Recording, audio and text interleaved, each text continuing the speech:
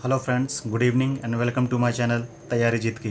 तो चलिए शुरू करते हैं, अपना कंटिन्यू करते हैं उत्तर प्रदेश लेखपाल के लिए जो ग्रामीण परिवेश का स्पेशल सेशन चला रहे हैं हम लोग। और ये प्रीवियस ईयर के क्वेश्चन हैं दोस्तों, स्पेशल क्लास है आपके लिए। और सेट 9 हम करने जा रहे हैं आज, ठीक है दोस्तों। तो इस तरह से मैंने सेट 9 करा दिए। अब फटाफट जो है आप अपने तैयारी को चेक कर लीजिए, सारे सेट पेपर लगा लीजिए। और अवश्य इसमें से कम नहीं तो अगर आपके 25 क्वेश्चन आने हैं तो कम से कम 6 से 7 क्वेश्चन जो है आपके प्रीवियस ईयर से ही उठ के आएंगे डायरेक्टली। इसलिए आप प्रीवियस ईयर तो सारे सेट लगाइए। फिर मैं टॉपिक वाइज भी करा रहा हूँ, तो टॉपिक वाइज भी आप अच्छी तरह से कर लीजिए, ठीक है दोस्तों। चलिए तो शुरू करते हैं। शुरू करने से पहले चैनल को लाइक शेयर सब्सक्राइब करना बिल्कुल ना भूलें, और बेल आइकन का बटन जरूर दबाएं ताकि टाइम टू टाइम आपको मेरे द्वारा बनाई गई वीडियो का नोटिफिकेशन मिलता रहे। चलिए तो दोस्तों हम अपने क्वेश्चन नंबर की तरफ बढ़ते हैं, ठीक है दोस्तों। क्वेश्चन नंबर 121 है, कह रहा है, क्वेश्चन मैं पढ़ देता हूँ फटाफट। कह रहा है कि राजस्व निरीक्षक जिस व्यक्ति के अभिलेखों का निरीक्षण करता है वह व्यक्ति क्या कहलाता है? व्यक्ति है, कौन है दोस्तों, वो आपको बताना है। तो सरपंच है, ग्राम सचिव है, पंच है या पटवारी है? तो इसका राइट आंसर दोस्तों, जाहिर सी बात है, कौन कौन करता है दोस्तों? निरीक्षक करने वाला कौन व्यक्ति है? या तो लेखपाल है, या फिर उसको पहले क्या बोला जाता था? उसको पहले ज़माने में पहले बोला जाता पटवारी। तो इसका राइट आंसर ऑप्शन डी हो जाएगा दोस्तों, पटवारी। क्लियर? अगर पटवारी ना होता ऑप्शन में लेखपाल होता। क्लियर दोस्तों? लेखपाल होता। ओके, चलिए आगे बढ़ते हैं फटाफट। कह रहा है कि पंचायती राज व्यवस्था से संबंधित 73वां संविधान संशोधन विधेयक 1992 संपूर्ण भारत में कब लागू हुआ, ये आपको बताना है। संपूर्ण भारत में कब लागू हुआ, ठीक है दोस्तों। इसमें क्योंकि कई एक बार तो होता है कि राज्य स्तर पे अपने कुछ ज़िले में सरकार लागू करती हैं, फिर अगर जो योजना अच्छी तरह से वर्क कर गई और कामयाब हो गई तो फिर उसको संपूर्ण क्षेत्र में या पूरे प्रदेश में लागू करेगी। और यदि वो जैसे अगर वो सरकार की राज्य सरकार की हुई तो वो इस तरह से करेगी, यदि वो केंद्र सरकार की हुई तो पहले वो एक प्रदेश में लॉन्च करेगी, एक प्रदेश को चुनेगी, चाहे वो यूपी हो, चाहे वो बिहार हो, चाहे पश्चिम बंगाल हो, चाहे कर्नाटक हो, किसी एक राज्य को चुनेगी, वहाँ पर लागू करेगी। यदि वहाँ रिस्पॉन्स अच्छा हुआ फिर वो पूरे भारत में लागू कर देंगे, ठीक है दोस्तों। इस तरह से कुछ जो अपनी योजनाएं होती हैं वो लागू होती हैं। तो कह रहे हैं कि पंचायती राज व्यवस्था संबंधित 73वां जो संविधान संशोधन विधेयक जो 1992 में जो संपूर्ण भारत में कब लागू हुआ था ये आपको बताना है। तो इसमें डेट बतानी है, फटाफट आपको बताना है। इसका राइट आंसर हो जाएगा ऑप्शन डी दोस्तों। 92 में जब ये आया तो 93 में ये लागू हो गया। क्लियर दोस्तों? कब लागू हो गया? 93 में, एक साल बाद, 24 अप्रैल 1993। ओके, चलिए आगे देखते हैं। स्वतंत्रता का प्रारंभ धरातल से होना चाहिए। प्रत्येक गांव एक छोटा गणराज्य होना चाहिए जिसके हाथ में सभी अधिकार हो। यह कथन किसके द्वारा कहा गया? मोस्ट इंपॉर्टेंट दोस्तों, कथन जो हैं मोस्ट इंपॉर्टेंट है।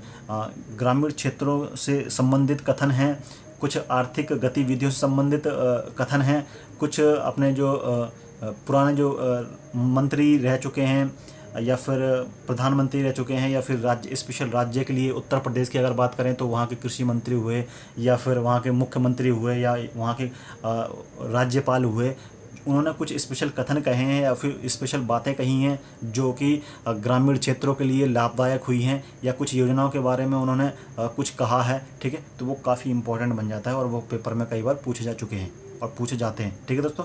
तो इसके लिए मैं स्पेशल एक वीडियो बना दूंगा। फिलहाल आप इसका जवाब दीजिए 123 का, कि ये कथन किसने कहा है। तो 123 इसका राइट आंसर ऑप्शन बी जाएगा दोस्तों, महात्मा गांधी जी ने। महात्मा गांधी जी ने कहा था, ठीक है दोस्तों, ऑप्शन बी। स्वतंत्रता का प्रारंभ धरातल से होना चाहिए। प्रत्येक गांव एक छोटा गणराज्य होना चाहिए जिसके हाथ में सभी अधिकार हो। तो गांव के हाथ में ही सारे अधिकार हों, ये जो व्याख्या थी ये किसने की थी? महात्मा गांधी जी ने। क्लियर? चलिए आगे देखें। 124 कह रहा है कि शिक्षा दर्शन समस्याओं का समाधान देता है। तो किसकी दोस्तों, ये बताना है, समाज की, राष्ट्र की, शिक्षा की, या फिर उपरोक्त सभी? तो इसका राइट आंसर दोस्तों सभी, उपरोक्त सभी। समाज की अगर शिक्षा, अगर सभी व्यक्ति में शिक्षा हो तो समाज की भी दुर्दशा अच्छी होती है, राष्ट्र की भी दुर्दशा अच्छी होती है। शिक्षा में तो बदलाव आता ही आता है। शिक्षा में एक ऐसी क्रांति आती है कि समाज भी सुधर जाता है, हमारा मोहल्ला भी सुधर जाता है, हमारा प्रदेश भी सुधर जाता है, जिला भी सुधर जाता है, और यहाँ तक कि राष्ट्र में भी बदलाव आते हैं। क्लियर? तो इसका राइट आंसर ऑप्शन डी, उपरोक्त सभी। क्लियर? चलिए देखें आगे। आगे कहा गया है निम्नलिखित में से कौन सी ग्रामीण जीवन की एक आर्थिक समस्या नहीं है। इसमें से कुछ ऑप्शन दिए हुए हैं और आपको बताना है कि ये आर्थिक रूप से ग्रामीण की समस्या है कि नहीं है। ठीक है, वो अन्य रूप से समस्या हो सकती है ग्रामीण की, ऐसा नहीं है कि समस्या नहीं हो सकती, वो समस्या हो सकती है, लेकिन उसने एक स्पेशल वर्ड यहाँ जोड़ दिया, ये आपको ध्यान देना है। क्या दोस्तों जोड़ दिया वहाँ पर? ये जोड़ दिया आर्थिक समस्या। ठीक है, आर्थिक समस्या नहीं है तो वो जातिवाद है या साक्षरता है या निर्धनता है या अशिक्षा है। तो 125 का ऑप्शन ए जाहिर सी बात दिख रहा है, आर्थिक के रूप में जातिवाद। जातिवाद एक सामाजिक समस्या हो सकती है ग्रामीण क्षेत्रों में, लेकिन ये आर्थिक समस्या नहीं हो सकती।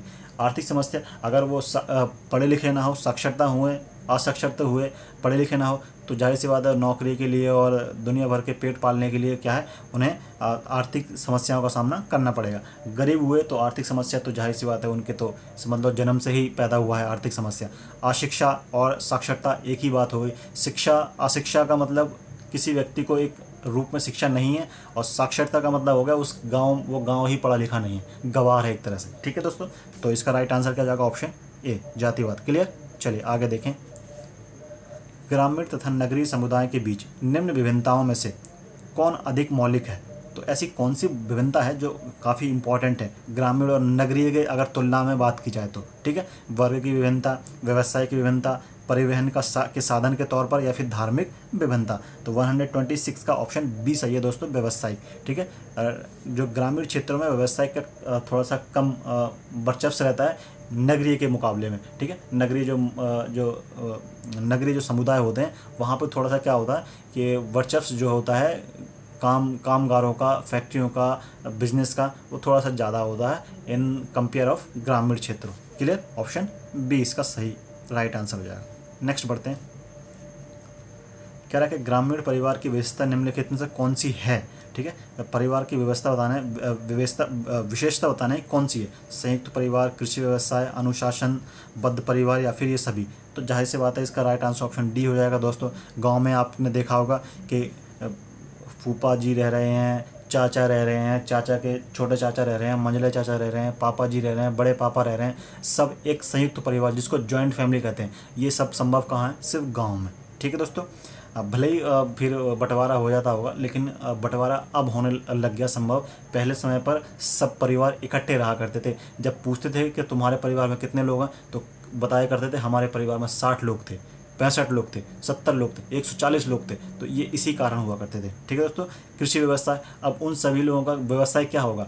बिजनेस करने तो वो करते नहीं, पैसा है नहीं, एक ही साधन बचा हुआ सिर्फ कृषि, तो कृषि उनका व्यवसाय हो गया। ये भी सही है। अनुशासनबद्ध परिवार, और उसमें किसी एक परिवार के हेड का जो है अनुशासन रहता था। ठीक है, उनका ही मतलब चलता था हुक्म, तो उससे क्या होता, परिवार में एक शासनहीनता बनी रहती है। ठीक है, एक शासनबद्धता आती है, लोग उसी के तौर पर काम करते हैं, मिलजुल कर रहते हैं। ठीक है, यदि सब अपनी अपनी चलाएंगे तो उसमें क्या होता है कि रिलेशनशिप अच्छा नहीं बन पाता, संयोजकता अच्छी नहीं बन पाती। यदि किसी एक हेड बना दी जाए, ठीक है, जैसे दादाजी हो गए, फिर उनके 4 बेटे हैं, उनके बेटे के 4 बेटे हैं, 5 बेटे हैं, फिर ऐसे करते हुए, तो ये एक अच्छा सिंबल रहता है अधिक किसी परिवार के एक व्यक्ति को हेड बना दिया जाए। ठीक है, तो अनुशासनबद्ध परिवार भी होता है।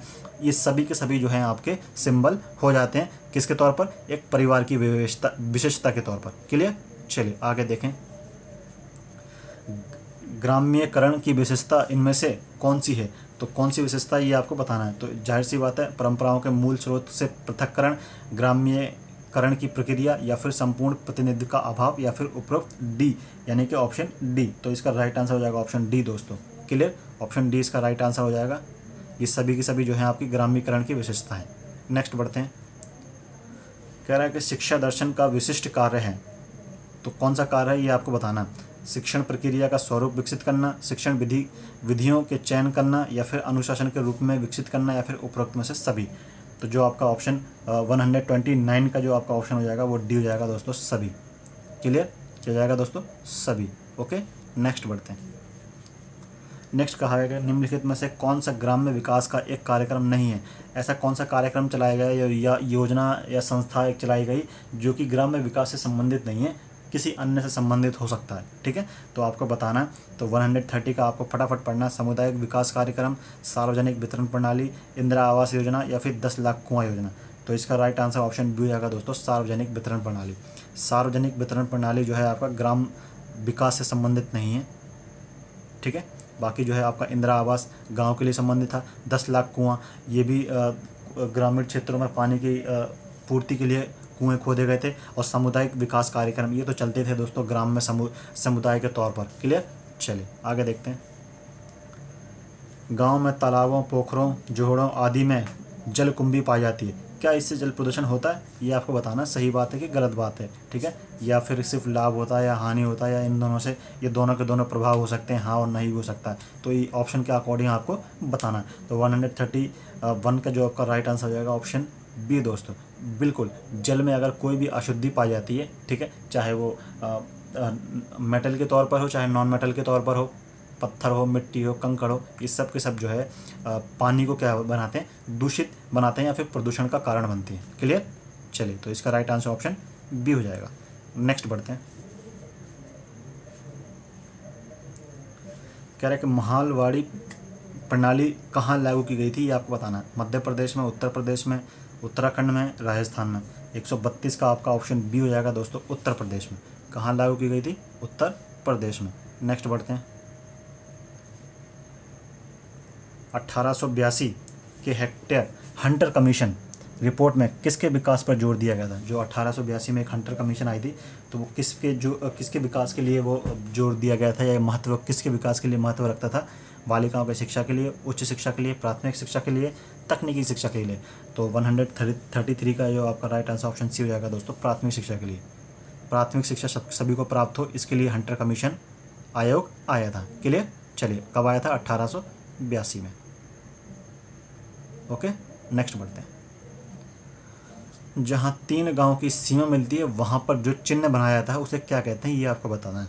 जहाँ 3 गांव के सीमाएं मिलती हों, वो उस जगह पर जो एक चिन्ह, जिस तरह से अगर आप हाईवे या नेशनल हाईवे में आप देखते होंगे, ठीक है, नेशनल हाईवे में एक जो पत्थर लगा होता है तो उस पर लिखा होता है, वो येलो और वाइट कलर का पेंट किया जाता है, और उस पर लिखा जाता है कि फलाना गांव 10 किलोमीटर दूर, ठीक है, इस तरह से लिखा जाता है। तो ये जो पहचान चिन्ह होते हैं, ये सिम्बल्स जो होते हैं, तो वो बताना आपको किस तरह के होते हैं। तो गांव के संबंधित आए, तो हम ग्रामीण परिवेश पढ़ रहे हैं तो ग्रामीण संबंधित पूछेंगे दोस्तों, ठीक है। तो चिन्ह बनाया जाता है उसे क्या कहते हैं, गिद्ध कहते हैं, चमोड़ा कहते हैं, तूदा कहते हैं, चोपड़ा कहते हैं। तो 134 का राइट आंसर ऑप्शन हो जाएगा दोस्तों, सिद्धा।